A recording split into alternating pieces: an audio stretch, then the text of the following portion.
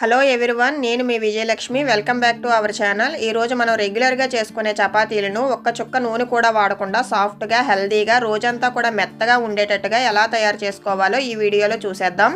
ఈ మెత్తడి చపాతీలను తయారు చేసుకోవడం కోసం ముందుగా ఒక బౌల్లో 2 కప్స్ గోధుమ పిండిని యాడ్ చేసుకోవాలి.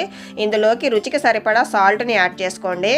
ఇందులోకి 2 స్పూన్స్ నువ్వుల పొడిని యాడ్ చేసుకోవాలండి. నువ్వుల పొడి అంటే ముందుగా నువ్వుల్ని వేయించి పొడిగా చేసుకోవాలి.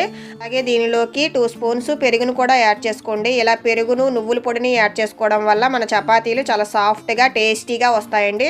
తర్వాత పిండిని అయితే ఒకసారి బాగా కలుపుకోవాలండి, అన్ని ఇంగ్రీడియంట్స్ బాగా కలిసేటట్టుగా. దీని తర్వాత గోరువెచ్చని నీళ్లు కొంచెం కొంచెం యాడ్ చేసుకుంటూ మెత్తటి డౌన్ అయితే తయారు చేసుకోవాలండి. చూడండి, ఇలా ఒకేసారి అయితే వాటర్ని యాడ్ చేయకూడదు, కొంచెం కొంచెం వాటర్ యాడ్ చేసుకుంటూ అయితే డౌని బాగా మెత్తగా తయారు చేసుకోవాలండి. ఇలా తయారు చేసుకున్న డౌన్ అయితే బాగా 10 నిమిషాల పాటు చేతితో బాగా నీట్ చేసుకోవాలండి. పిండి ఈ విధంగా వీడియోలో చూపిస్తున్నట్టుగా నీట్ చేసుకున్న తర్వాత 1 టీ స్పూన్ గీని అయితే యాడ్ చేసుకోవాలి. సో ఇలా గీని యాడ్ చేసుకోవడం వల్ల చాలా టేస్టీగా ఉంటాయండి చపాతీలు.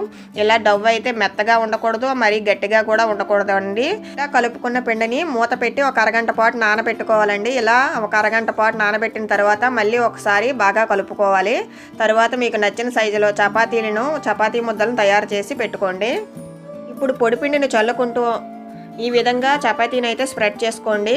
సో చపాతీ అయితే లావుగా మరీ మందంగా ఉండకూడదు, మరీ పలచగా కూడా ఉండకుండా వీడియోలో చూపిస్తున్నట్టుగా చపాతీని అయితే తయారు చేసుకోండి. ఇలా అన్నింటినీ కూడా ప్రిపేర్ చేసుకోవాలి.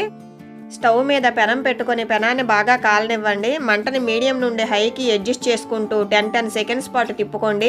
రెండు వైపులా 10 సెకండ్స్ తిప్పిన తర్వాత రెండు వైపులు ఈ విధంగా ఈవెన్గా మంటని మీడియం ఫ్లేమ్లో పెట్టుకొని ఫ్రై చేసుకోండి. చపాతీలు చక్కగా కాలుతాయి, చాలా సాఫ్ట్ అండ్ టేస్టీగా ఉంటాయండి. ఈ విధంగా అన్నింటినీ కాల్చుకోండి.